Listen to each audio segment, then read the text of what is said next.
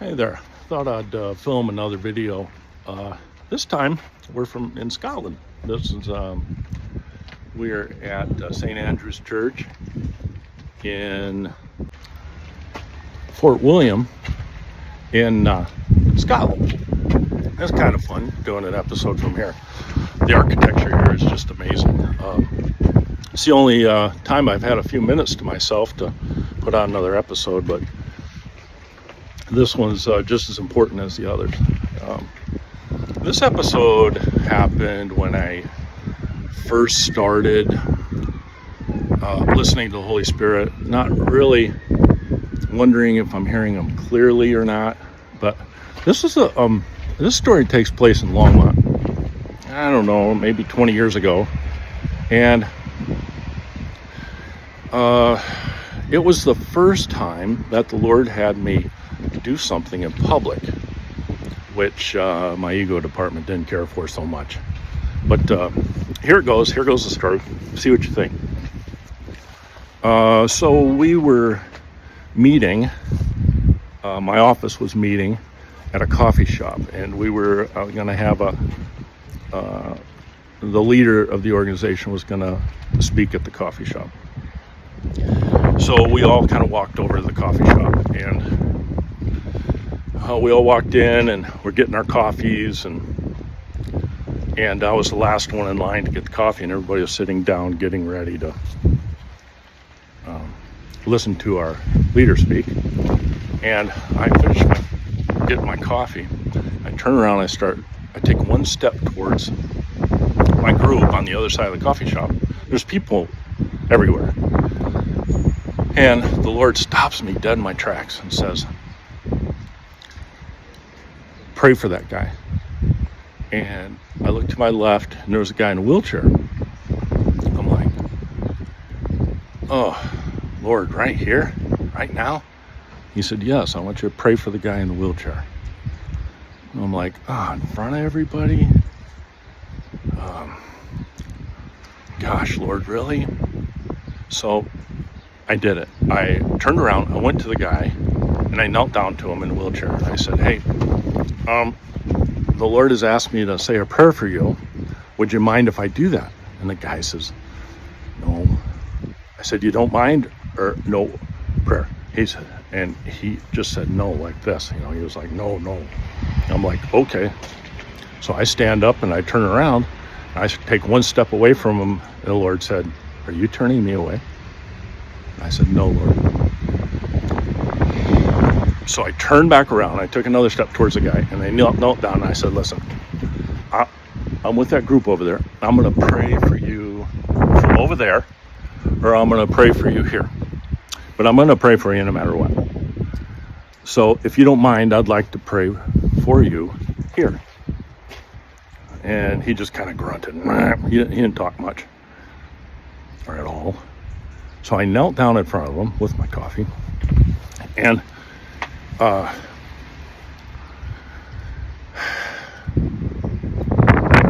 he pulls out of his shirt a piece of paper, and he unfolds it and hands it to me. And it says on the piece of paper, "Hi, my name's John something or other, and I've suffered from a stroke, and I can't speak, but I don't want your help. And the only time I need your help is if I've fallen and I can't get up.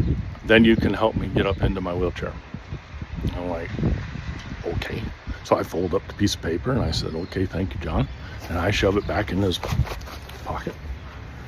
And so I started a prayer. And I never really, at this point, I didn't really know what I was doing. I didn't really know what I was praying for. I just did it because the Lord told me to do it. So I remember in the prayer that it was like supernatural healing. It was like prayed for him to get up out of the wheelchair. And I prayed for both of us to get closer to him, to the Lord. I had some really cool things. Now, later in my life, I look back, I know that it was Holy Spirit driven. So anyway, so I end the prayer, and And I tap him on the knee, and he shrugs his head, yes. And I walk over to my meeting. It's on the other side of the coffee shop, in the front. And I sit there listening to the meeting. It had already started. And I got one eye on our leader, listening to him, and one eye on the guy in the wheelchair, watching him. And it was, I felt awkward because when I was doing it, the prayer, I felt like all the eyes were on my back from people in the coffee shop. And I felt like the whole coffee shop went quiet and they were listening to my prayer.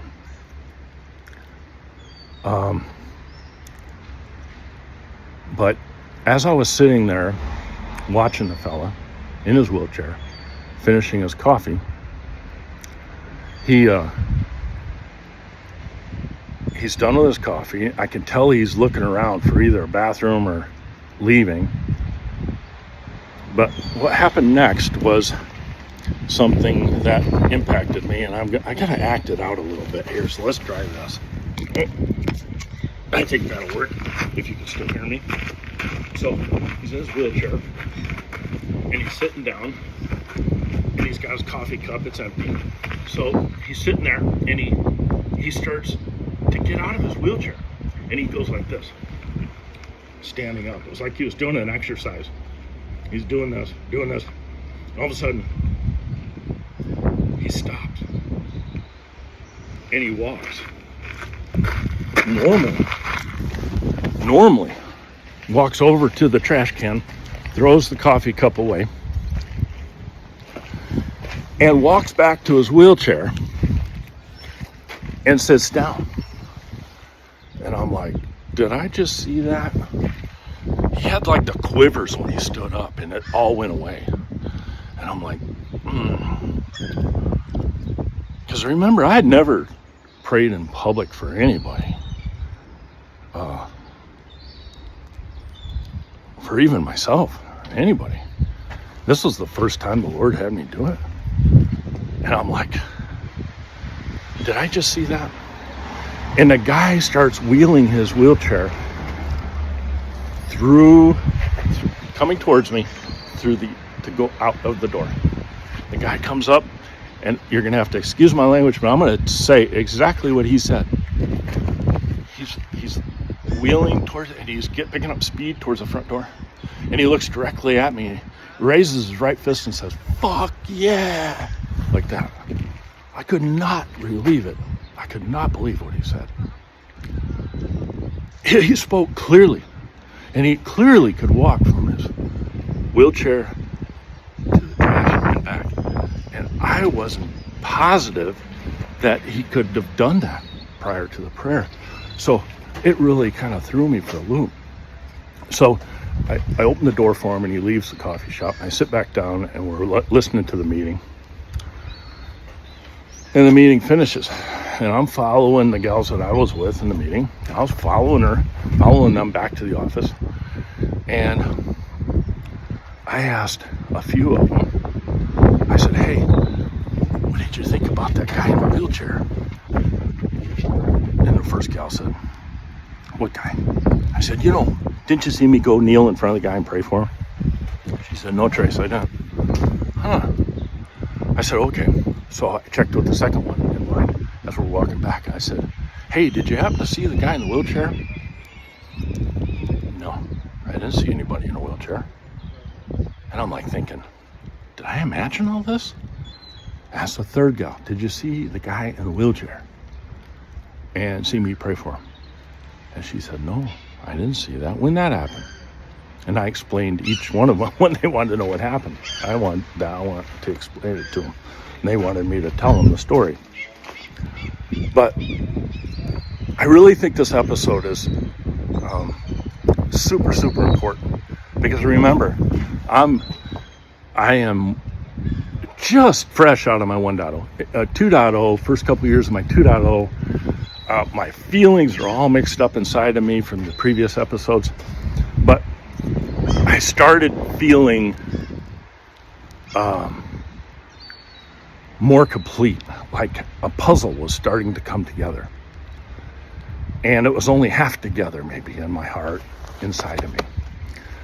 But the takeaway, I think, from this is the feeling you get when the Lord asks you to do something, and you just do it on blind faith. Just do it.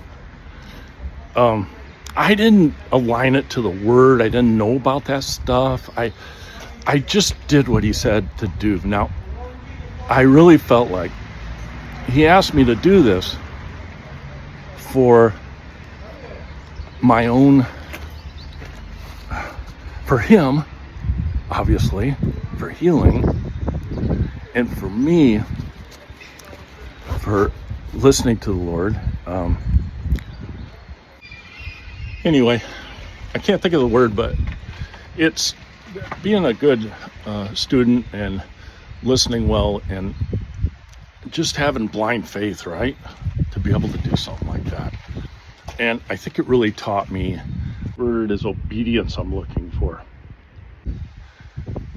What the Lord is trying to convey to me about being the man He created me to be.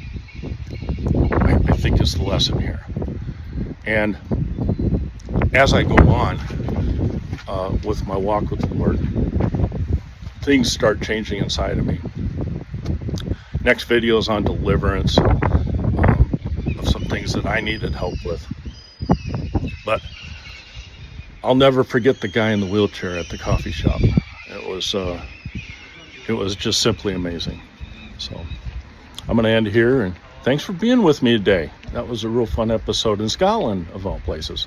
So, a wee video.